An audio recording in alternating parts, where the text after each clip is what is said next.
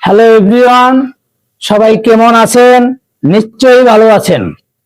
আমি আজকে একটি বাস্তব কথা তুলে ধরার জন্য আপনাদের মাঝে চলে আসলাম। সেটি হলো, যার মনটা সুন্দর হয় তার কপালটা সব সময় খারাপ হয়। কারণ কি জানেন? কারণ সুন্দর মনের মানুষকে সবাই ঠকাতে অনেক পছন্দ করে। কথাটি তিতা হলেও অতি সত্যি, অতি সত্যি, অতি বাস্তব।